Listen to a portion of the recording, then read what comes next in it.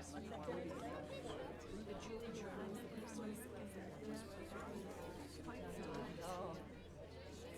that Jack right there?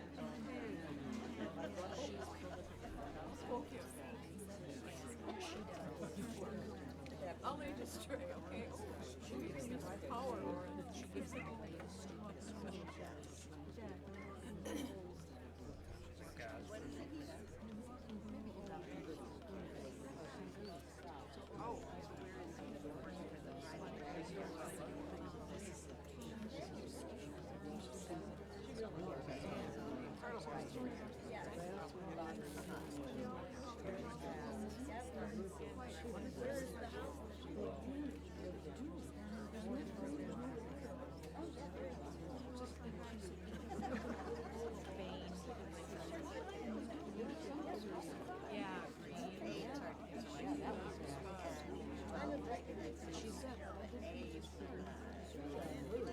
She gives her phone number. Everybody has high school kids.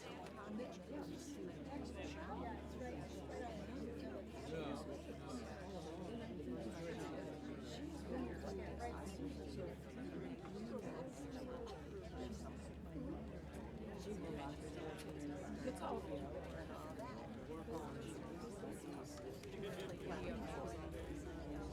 Yeah, you say.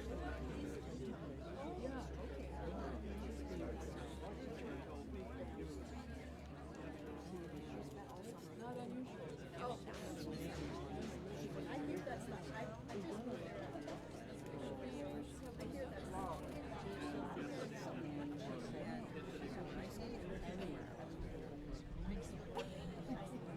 That's possible. That was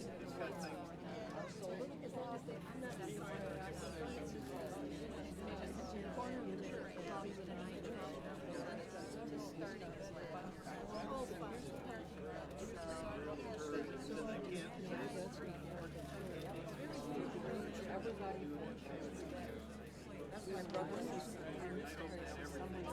brother's sister.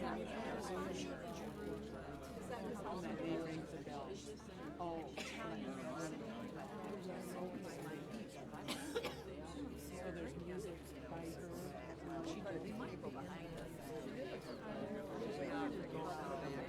So I think that's what it is. Even though all of her other voices.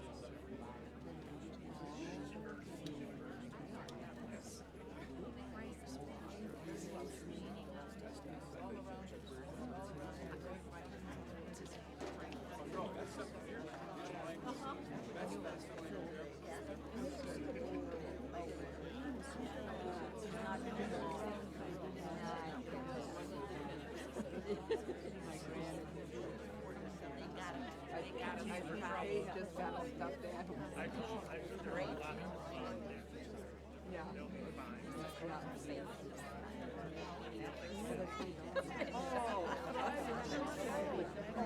Yeah, when you're young and brave. That's where I've seen her on Facebook. Oh, yeah. A little girl in fourth grade next door to us.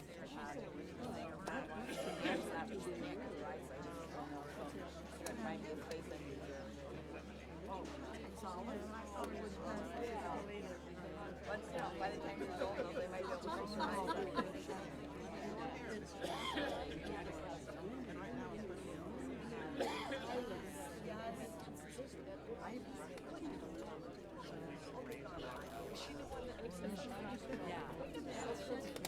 Yeah. My younger sister from Crystal Lake.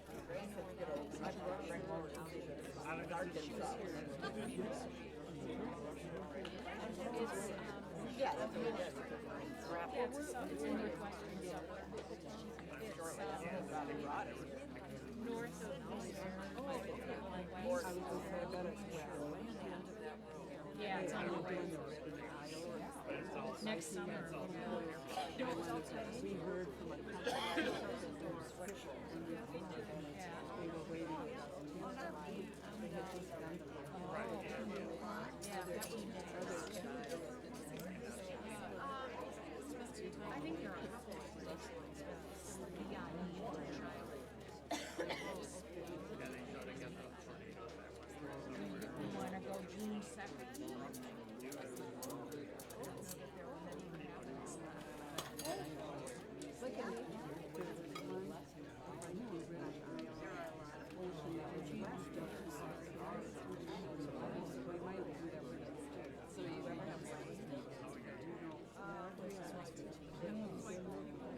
starts in, well, it can start either in London or Norway.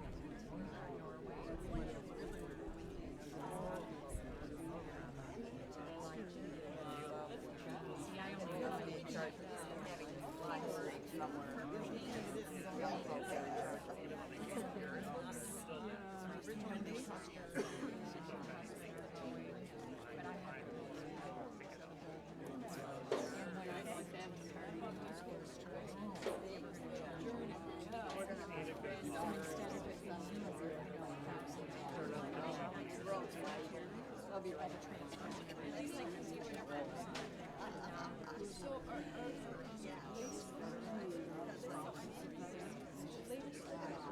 I can still get somebody to share my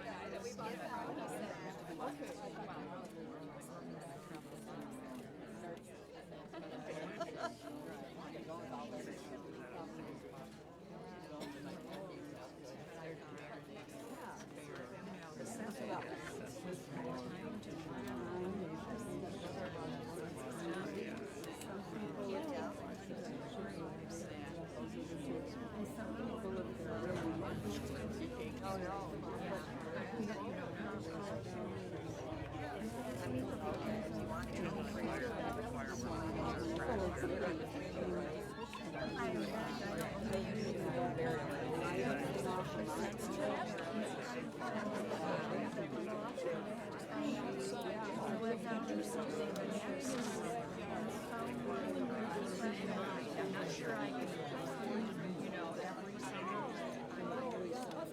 at this point in my life, We can work it in after the. Is this not?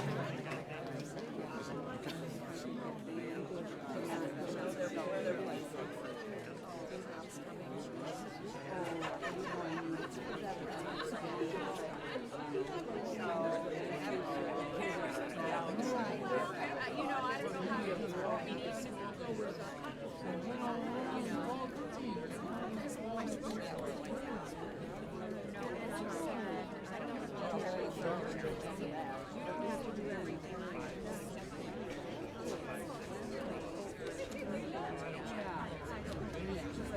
Hey, good morning, ladies and gentlemen, community members, and distinguished guests. Welcome to the USS Silversides Museum 37th Annual Lost Boat Ceremony. I invite you to take your seats as our ceremony will begin shortly. Thank you.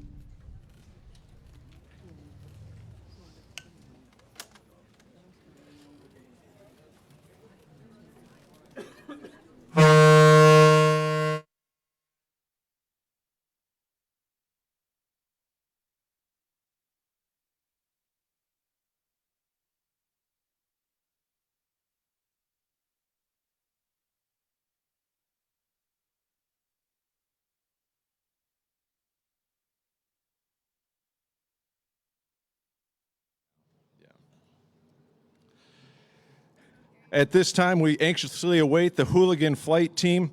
A warbird formation will appear overhead coming from the east.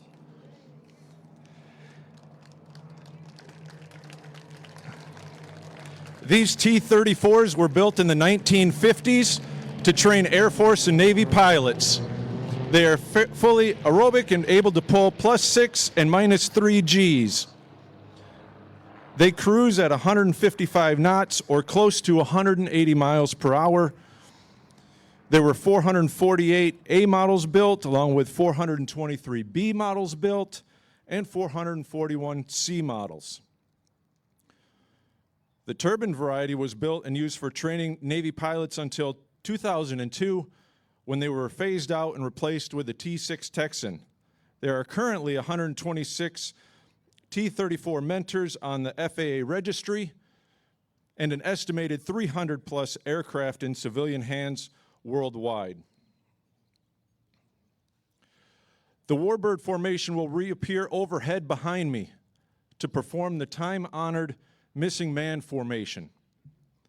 Rooted in military history dating back to World War I, this ceremonial flyby honors those military personnel who have gone before us, giving their life in the line of duty to protect our country. and preserve freedoms we all take for granted.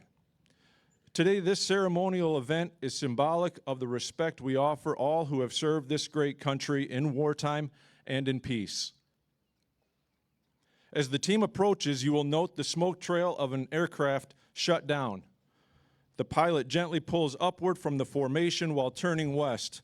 This signifies the reluctant departure from Earth of another brave warrior and the return of his soul to God to receive the gift of eternal peace in heaven.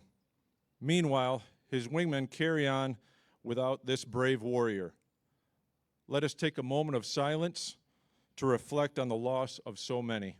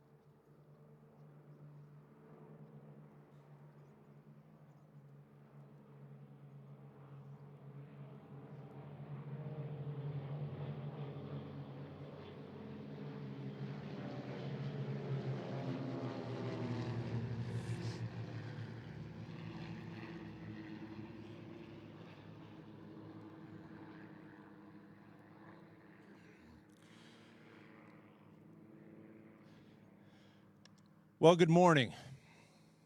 Thank you for joining us here today. Thank you for taking time out of your weekend to remember and honor. I am retired Lieutenant Commander Matt Post and a member of the Board of Directors here at the USS Silversides Museum. The West Michigan New Horizons Music Ensemble is going to be playing the Armed Forces Medley. As the medley of service songs is played, the Michigan Commander's Battalion of the U.S. Naval Sea Cadet Corps will post the flag for each service. You are welcome to stand, applaud, raise a hand, cheer as your flag is posted. No?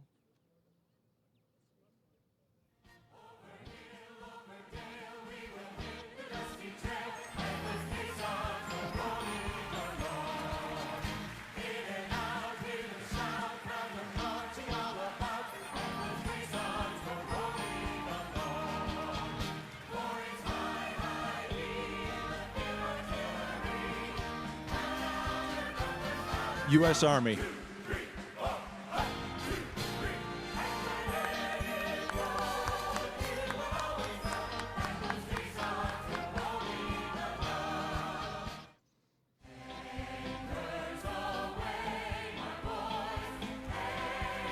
U.S. Navy.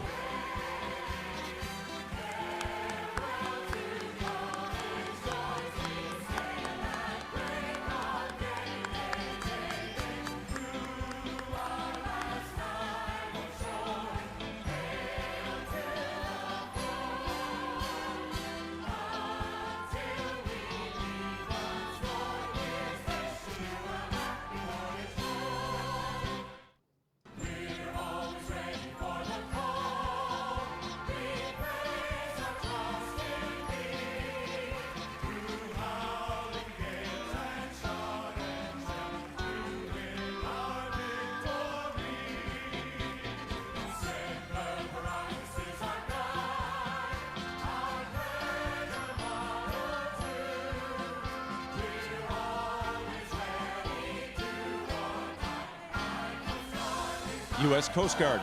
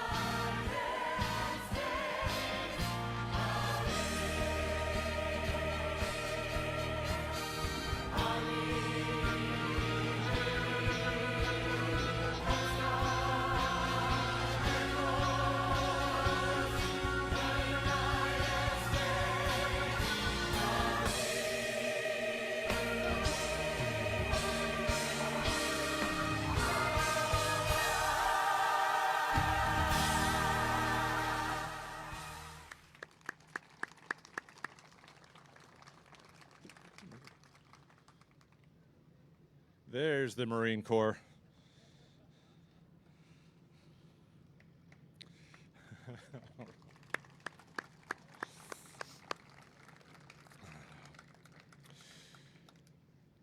As American Legion Post 9 prepares to post the colors, I ask everyone who is able, please rise and remain standing for the invocation shared by Electronics Technician, First Class Submarines, Daniel Geckler, the Pledge of Allegiance, and the Star-Spangled Banner.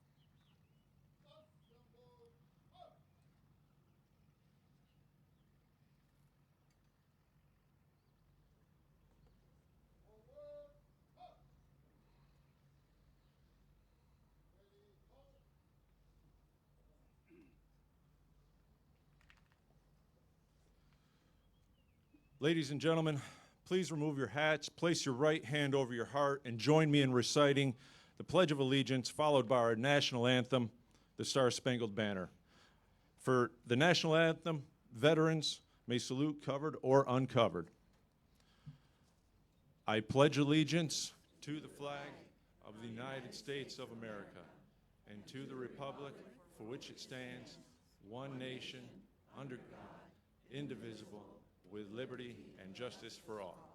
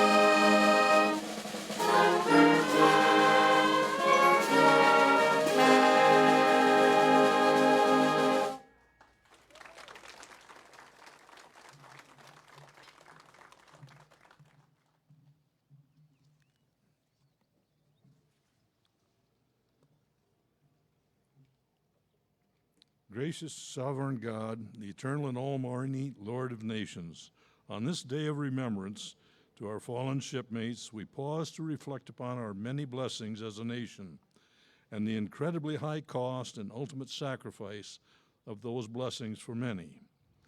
Thank you for the freedom we enjoy in this country, for the opportunities to flourish, and for the security of our land.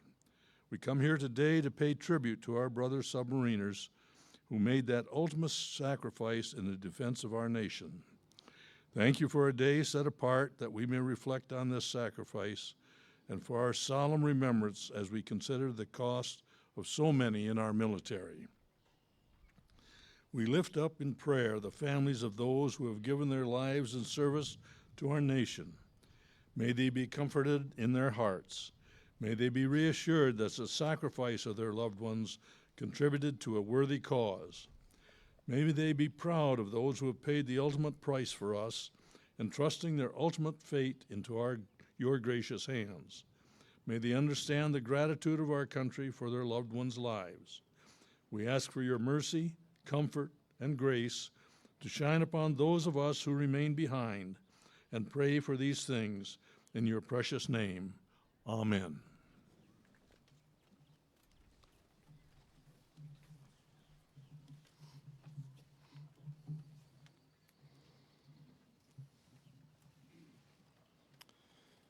I now invite you to focus your attention to the channel side of the submarine as the United States Coast Guard Muskegon Station is preparing to lay a memorial wreath in the channel in honor of those lost who we remember this Memorial Day weekend.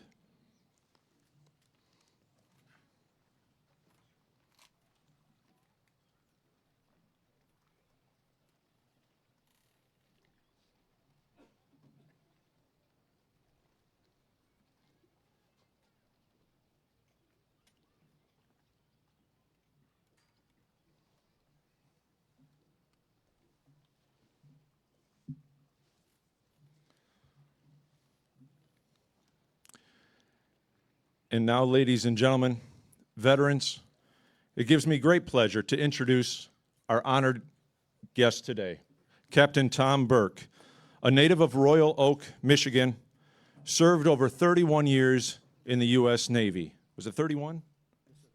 31 years. His early assignments include a career piloting SH-3 Sea Kings with helicopter anti-submarine Squadron 4 aboard aircraft carrier USS Carl Vinson, completing 2 deployments to the Western Pacific and Indian Oceans, and participated in 2 open ocean rescues. On the USS Abraham Lincoln, as part of helicopter anti-submarine Squadron 6, he completed 2 more deployments, including operations in Somalia and the Arabian Gulf. He went on to helicopter anti-submarine Squadron 8, completing a deployment onboard aircraft USS Nimitz in support of Operations Desert Shield, Desert Storm, the Global War on Terrorism, and Operation Enduring Freedom.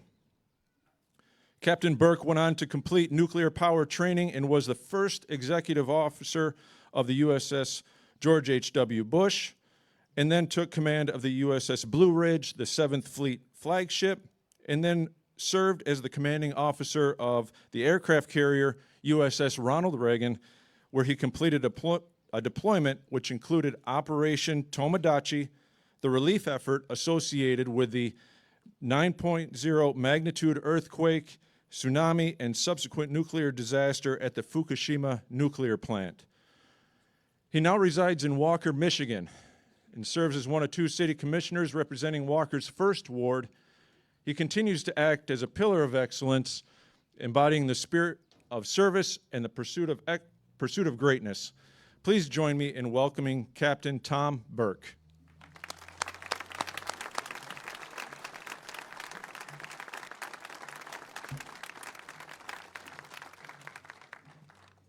Well, thank you, Matt. Thank you, Beth Ann, distinguished guests. It's great to be here today. Thank you for the honor of asking me to speak here today in memory of our submariners lost at sea. Over Memorial Day weekend is a fitting time for such a ceremony. In doing my research about the Lost Boat ceremony, I learned a lot about the brave crews that served during World War II, a fascinating subject and worthy of recognition. This, I believe, is the 37th year for this ceremony. Because it's been done so many times, in preparing my remarks, I became concerned that I could easily be repeating the same things many of you hear each year. So I thought I'd take a slightly different tack, and instead of talking about the sailors themselves or the World War II boats, I'd talk about my personal experience with the legacy and professionalism of the silent service. For the first 20 years of my career, I was a naval aviator. After my squadron command, I was fortunate to be selected for the nuclear power program. Why, you might ask? Well, in order to command an aircraft carrier, you have to be a pilot. In order to command a nuclear-powered aircraft carrier, you have to know how to operate the reactors. That seems to make sense. In my year of study, I qualified on the S-5W reactor aboard a retired U.S. Navy submarine. After qualifying on the submarine, I was sent to Naval Reactors Headquarters, where I learned the A-4W reactors of the aircraft carriers before going on to serve in the assignments that Matt kindly talked about. I can tell you that coming from the world of naval aviation to the world of submarine nuclear power was quite a shift of perspective. But even in a world of difference, there was common ground. First, of course, we're both serving the same cause. Always important to remember. Sometimes forgotten in places like Capitol Hill. Second, in generalization, aviators tend to be extroverted and brash, while submariners tend to be more introverted and cerebral. Aviators, though, despite their gusto, are very introspective and critical of mistakes during a mission. Well, it turns out submariners are exactly the same way. In aviation, we studied every mishap that related to our aircraft. Submariners study every incident relating to their type of boat. Oftentimes, these reports result in corrective actions that lead to changes in inspection, design, procedural changes. In aviation, we often say that these procedures are written in blood because we're trying to adapt in order to prevent another fatality. Among submarine reports while I was studying, I was most fascinated by the loss of USS Thresher. Of the 66 submarines lost in the history of the U.S. Navy, I'm sure you all know that most of them were lost during World War II. Thresher was lost number 65, only one of 2 nuclear submarines that have gone down. Thresher was early in the Navy's nuclear journey. Theories of the proximate cause of her loss vary somewhat, but most of the suspicion falls on a poor weld in a steam fitting or an electrical bus problem.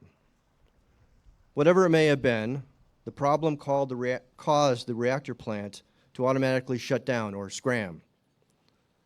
We'll probably never know what caused the reactor to scram, but what was far more concerning at the time was trying to understand why Thresher could not get to the surface and instead descended past crush depth and imploded. She was operating during what we call sea trials, basically a series of tests to make sure the ship is ready to go on the line into regular service. At the time of the accident, she was nearing her test depth, about 1,300 feet. Very unfortunate, because she had a long way to go to get to the surface. At the time, the procedure after a scram called for closing the main steam valves. What's a main steam valve? Basically, in the U.S. Navy, there are 4 types of propulsion. Diesel electric, which is very reliable, but relatively slow. Gas turbine, which is on all our modern destroyers today, which is essentially a jet engine with a turboshaft, extra fan at the back that instead of throwing thrust out like a jet might, instead captures that energy to be able to turn a turbine and a propeller. Boilers. Any boiler sailors out there? I don't see any hands. Boy, it's been a while. Oh, good. I'm glad somebody's here. Boilers. And reactors. And boilers and reactors, believe it or not, are essentially the same thing. All the boiler is a tea kettle. All it does is make hot water. And believe it or not, as sophisticated as it is, that's all the nuclear reactor does as well. Steam powers those ships. The tea kettle makes hot water into a steam, supersaturated steam. That steam is then sent to your turbine generators and your propellers. Well, as I said, the procedure at the time called for closing the main steam valve, particularly the main steam 1, which is the main valve that brings water off the steam generator or steam off the steam generator and runs it down to the turbines and the propellers. That was done so that you could hold heat in the reactor to be able to restart the reactor as quickly as possible. Makes a lot of sense, but it also prevented them to be able to use that steam to drive the boat to the surface, which is the way it's ordinarily done. You don't ordinarily blow ballast tanks to try and get to the surface. You ordinarily drive the ship to, say, periscope depth, then blow the tanks so you can do a nice controlled rise. So the main steam 1 valve was closed. That left blowing the ballast tanks is the only way for Thresher to try to get to the surface. Well, again, this is an early design. At that time, we hadn't learned that you need to dry out the compressed air in the air compressors, and that air had some moisture in it. The idea of the air compressors are, if you blow ballast, that you run that high-pressure air through an orifice into the water-filled tank and blow the water back out overboard, thus creating a big bubble inside the boat that makes it want to rise. At that depth, it's cold.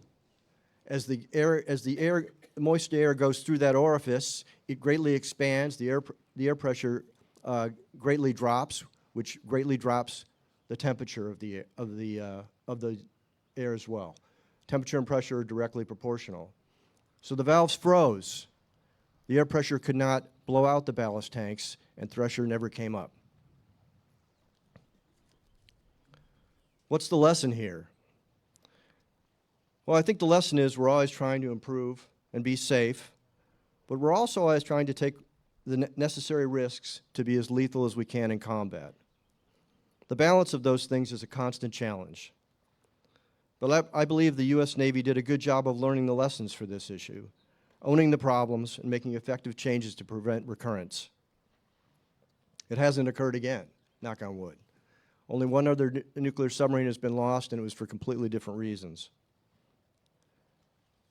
On this Memorial Day weekend, which I believe is the most solemn holiday among us mortals that we have, let us remember those who have given their all for this country. For our ceremony today, let us particularly remember the 129 souls who gave their lives on Thresher in pursuit of a dream that has become true. The dream is that we would build the most powerful nuclear submarine force on the planet. The truth is that we have done so. In closing, I offer a prayer from Psalm 107. They that go down to the sea in ships and do their business in the great waters, these see the works of the Lord and his wonders in the deep. May God bless you, and may God bless America. Thank you.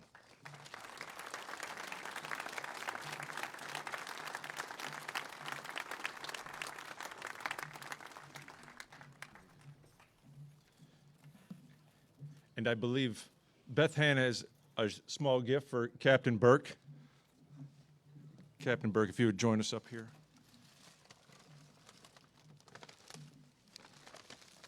A little token of our appreciation.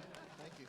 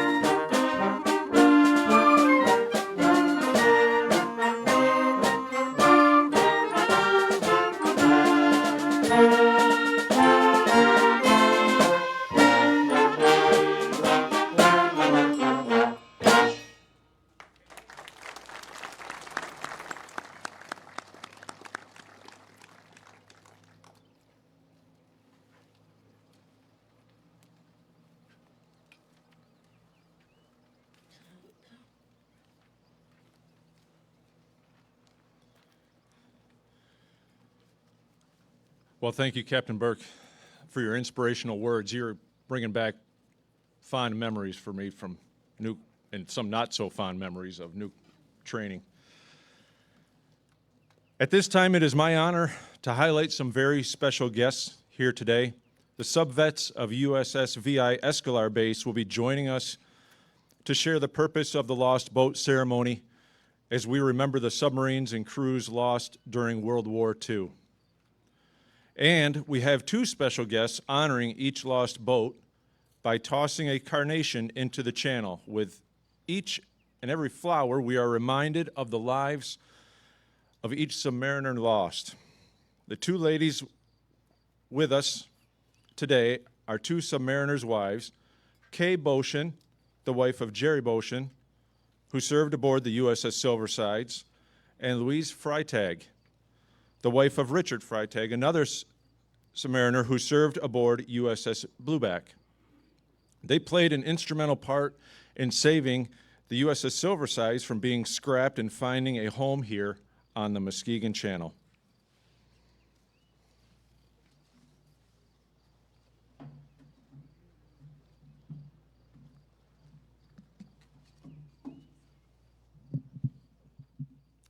Dive, dive.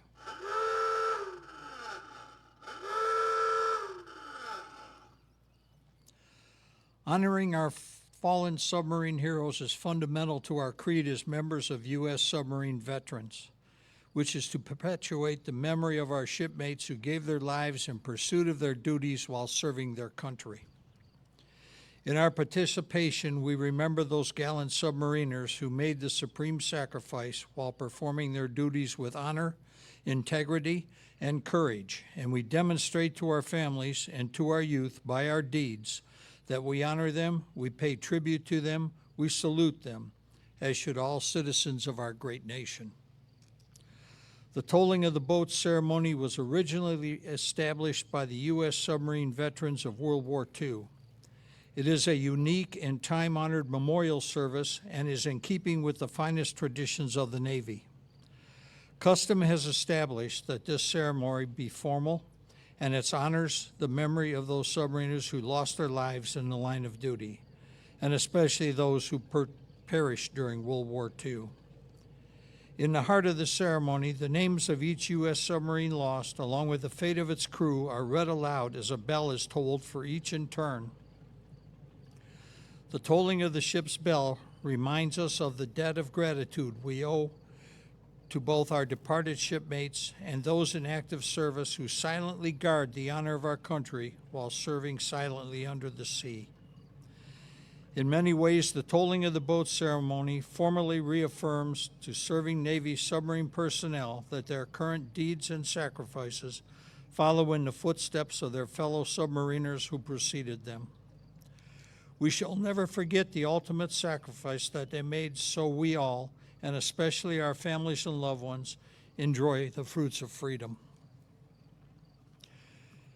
USS Sea Lion, SS-195. Lost with 4 men on 10 December 1941 by aerial bombs during a Japanese attack at Cavite Navy Yard, Republic of the Philippines. USS S-36, SS-141. Lost on 20 January 1942 when it was destroyed after she ran aground on the Tecumseh Reef in Makassar Strait, Indonesia, near Makassar City. The crew was rescued. USS S-26, SS-131. Lost with 46 men on 24 January 1942 in the Gulf of Panama, 14 miles west of San Jose Light, when USS PC-460 rammed it. 3 men survived. USS Shark, SS-174. Lost with all hands, 59 men on 11 February 1942 when it was sunk by surface craft east of Manado, Celebes Island, as a result of one of 3 Japanese attacks. USS Perch, SS-176.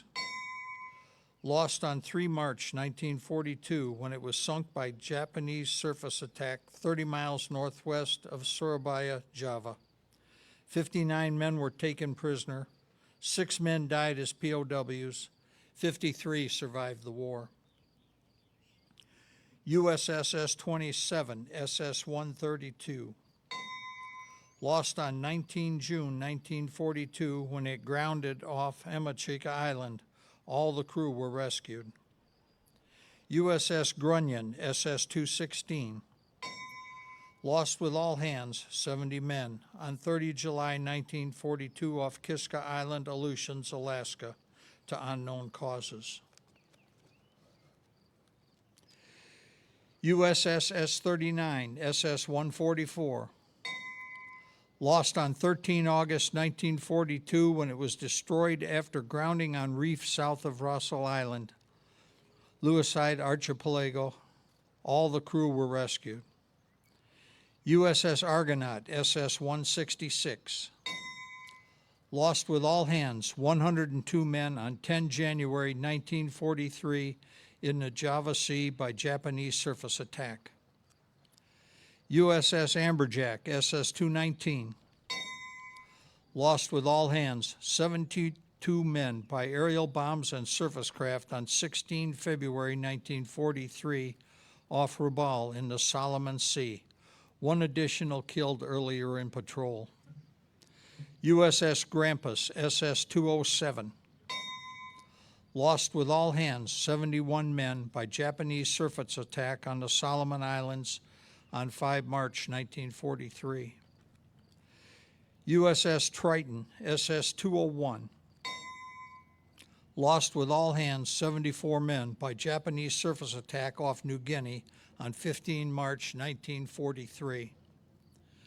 USS Pickerel, SS 177, lost with all hands, 74 men by Japanese surface attack off Honshu, Japan on 3 April 1943.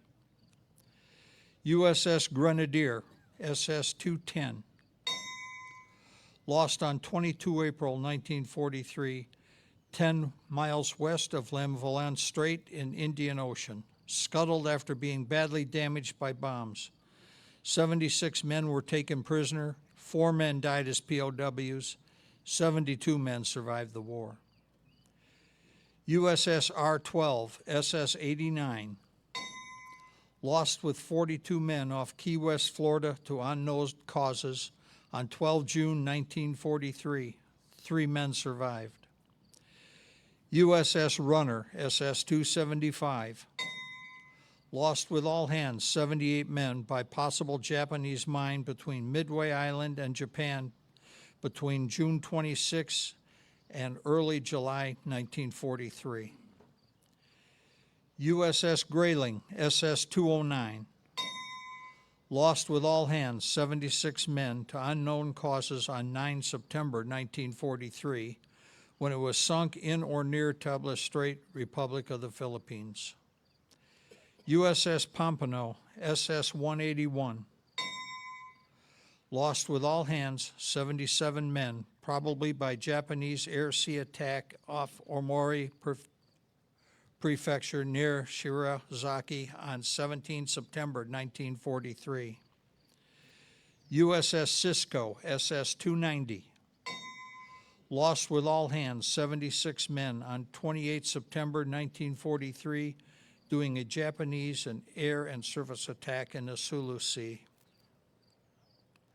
USS S-44, SS 155, lost on 7 October 1943 with the loss of 56 men when it was sunk by surface craft off of Mushishiro Corrales. 2 men survived and were taken prisoner. USS Wahoo, SS 238, lost with all hands, 80 men during a Japanese air and surface attack on 11 October 1943 in La Perouse Strait off northern Japan. USS Dorado, SS 248, lost with all hands, 77 men, probably by an Allied air attack on 12 October 1943 in the Southwest Atlantic. USS Corvina, SS 226, Lost with all hands, 82 men on 16 November 1943 during a Japanese submarine attack off Truk. USS Sculpin, SS-191. Lost with 43 men on 19 November 1943 when it was sunk by a Japanese warship north of Ololuk Island near Truk. 20 more died as POWs, and 21 men survived the war. USS Kaplan, SS-289. Lost with all hands, 76 men between 23 November and 3 December 1943 in the Celebes Sea due to unknown causes. USS Scorpion, SS-278. Lost with all hands, 77 men, sometime after 5 January 1944 in the Yellow Sea off China due to unknown causes.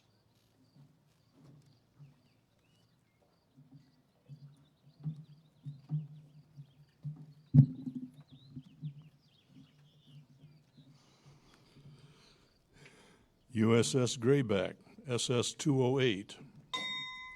Lost with all hands, 80 men on 26 February 1944 during a Japanese air and surface attack off Okinawa. USS Trout, SS-202. Lost with all hands, 81 men on 29 February 1944 during a Japanese surface attack in the Philippine Sea. USS Tullabee, SS-284. Lost with 79 men on 26 March 1944 north of Palau. Sunk by her own torpedo. 1 man survived and was taken prisoner. USS Gudgeon, SS-211.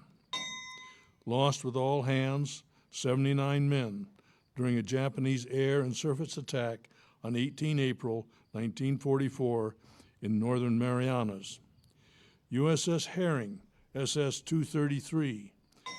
Lost with all hands, 83 men, on 1 June 1944 by a Japanese shore battery and surface craft off Matsuwa Island in the Kuriles. USS Golay, SS-361. Lost with all hands, 82 men, during a Japanese surface attack on Honshu, Japan on 14 June 1944. USS S-28, the SS-133. Lost with all hands, 49 men, when she foundered off the Hawaiian Islands 4 July 1944. USS Robalo, SS-273. Lost with 77 men by possible Japanese mine off Palawan on 26 July 1944. 4 men survived as POWs, but they were never recovered. USS Flyer, SS-250. Lost with 78 men on 13 August 1944 when sunk by Japanese mine in the Malabak Strait south of Palawan. 8 men survived and were rescued by the USS Redfin, SS-272. USS Harder, SS-257. Lost with all hands, 79 men, during a Japanese depth charge attack off Luzon, Republic of the Philippines, on 24 August 1944. USS Seawolf, SS-197. Lost with all hands, 83 crew and 17 U.S. Army on 3 October 1944 when it was sunk by U.S. Navy destroyers just north of Morotai, Philippines. USS Escalar, SS-294. Lost with all hands, 82 men, by possible Japanese mine in the Yellow Sea off China, 17 October 1944 or later. USS Darter, SS-227. Lost on 24 October 1944 when it became grounded on Bombay Shoal off Palawan, then was destroyed. All the crew was rescued by the USS Dace. USS Shark, SS-314. lost with all hands 87 men on 24 October 1944 when it was sunk by Japanese surface craft in the channel midway between Hainan and Bashi. USS Tang, SS-306, lost with 78 men on 25 October 1944 when it was sunk by her own torpedo in the north end of the Formosa Strait.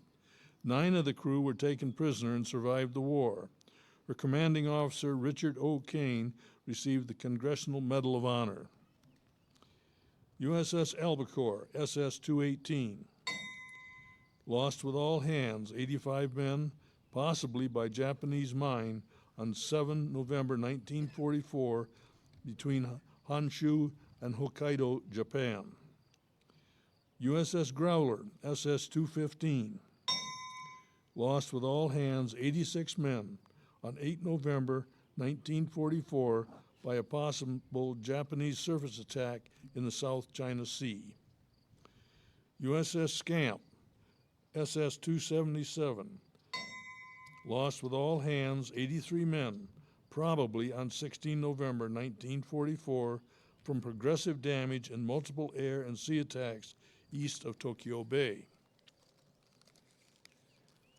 USS Swordfish, SS-193, lost with all hands 89 men, either by Japanese surface attack or mine on 12 January 1944 off Okinawa. USS Barbell, SS-316, lost with all hands on 4 February 1945 during a Japanese air attack off the entrance of Palawan Passage. USS Keat, SS-369, lost with all hands 87 men after 20 March 1945 between Okinawa and Midway, cause unknown. USS Trigger, SS-237, lost with all hands 89 men in the East China Sea on 28 March 1945 during a Japanese air and surface attack. USS Snook, SS-279, lost with all hands 84 men on 8 April 1945 to unknown causes off Formosa. USS Lagarto, SS-371, lost with all hands 86 men on 3 May 1945 in the Gulf of Siam during a Japanese surface attack. USS Bonefish, SS-223, lost with all hands 85 men on 18 June 1945 when it was sunk in Toyama湾in the Sea of Japan. USS Bullhead, SS-332, lost with all hands 84 men off the Bali coast by a Japanese air attack on 6 August 1945.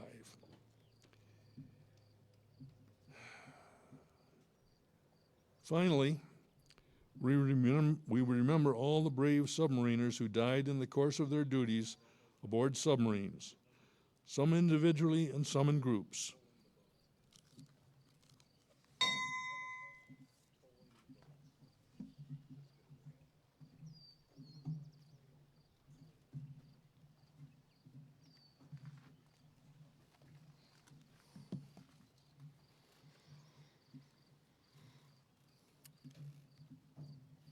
Today, you will hear a 3-volley salute. There are similarities to the 21-gun salute. A 3-volley salute occurs at the request of a family of an honorably discharged veteran or military retiree. With the availability of an honor guard, 3 rounds, or volleys, of rifle fire occur towards the end of a burial ceremony. So why 3 volleys? It can be traced all the way back to Roman funerals, where dirt was cast on the deceased's body 3 times, followed by saying the name of the deceased 3 times. And if family and friends were present, they would say goodbye 3 times. More recently, during the first American wars, where muskets and other firearms were used, after a day of battle, each side had wounded and dead on the battlefield. At the end of the day, each side would cease fire, allowing one another to honorably collect their dead and wounded. Care was given to the wounded, and the fallen were either buried or prepared for future burial. Upon completion, a side would fire 3 volleys, signaling they were prepared to resume battle. A formal ceremony such as a 3-volley salute is the armed forces' way of paying final respects and thanking an individual for their service to our country. The 3-volley salute rendered today is our way of continuing to show that respect and saying thank you.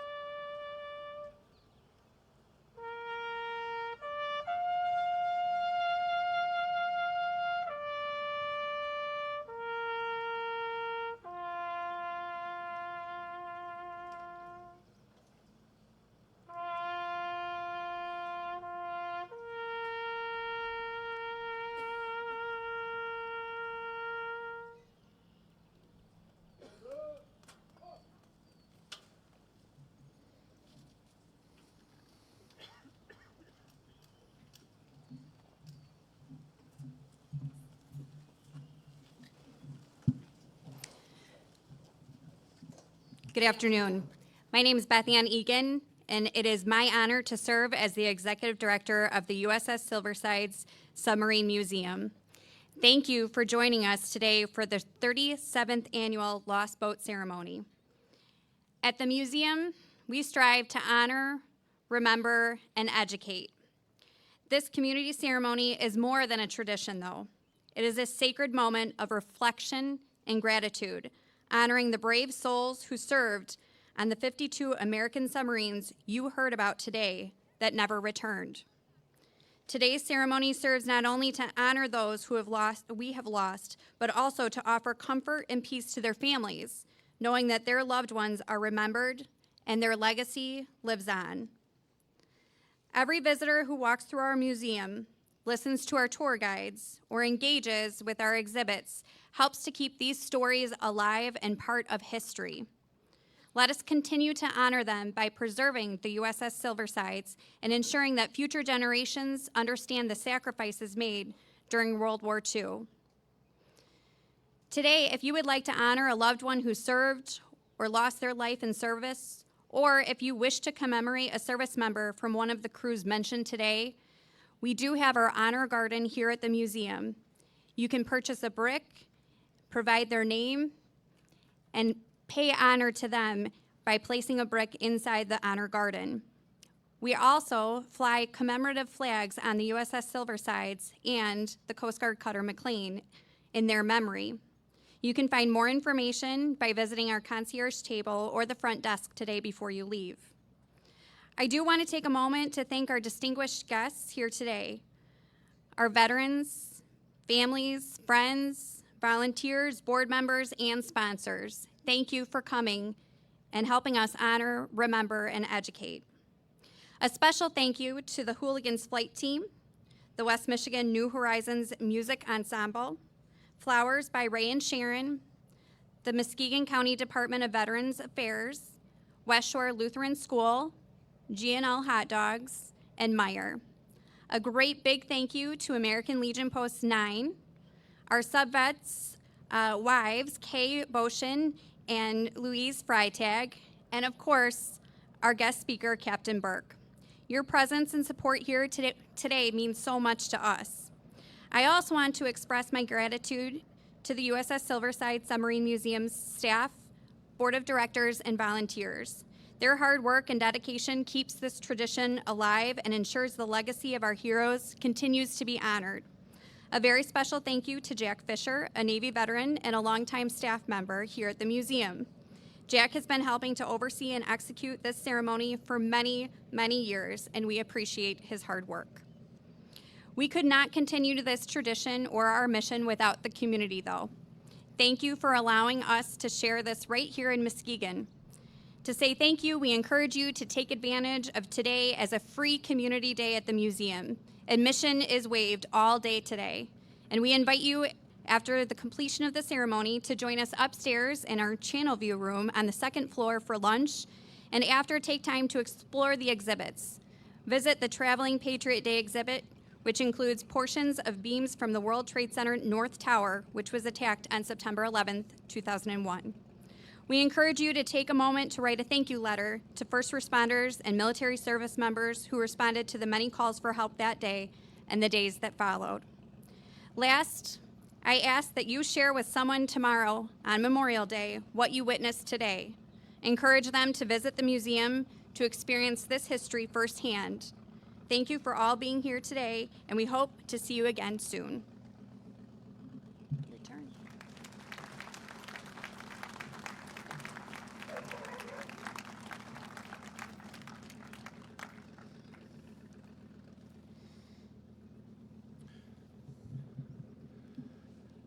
Surface, surface, surface.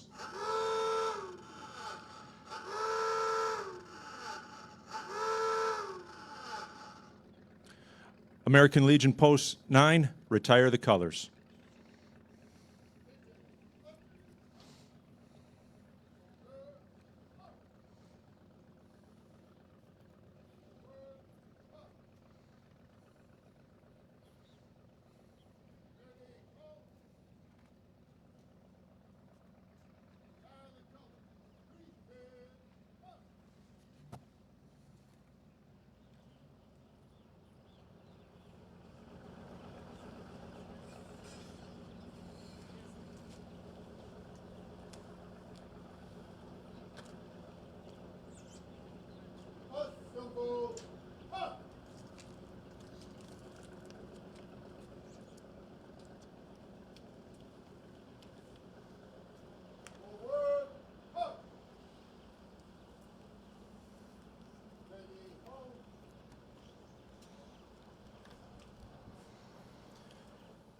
Prepare to get underway.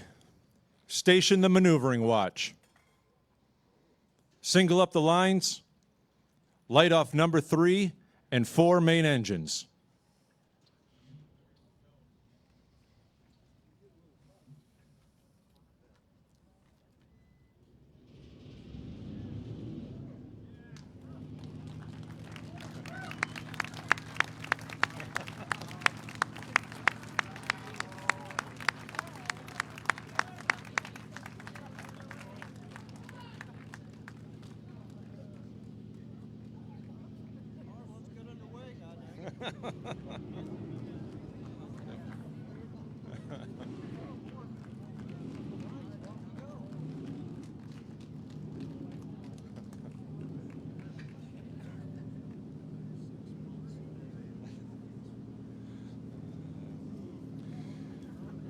Ladies and gentlemen, this concludes today's ceremony. Thank you for joining us today.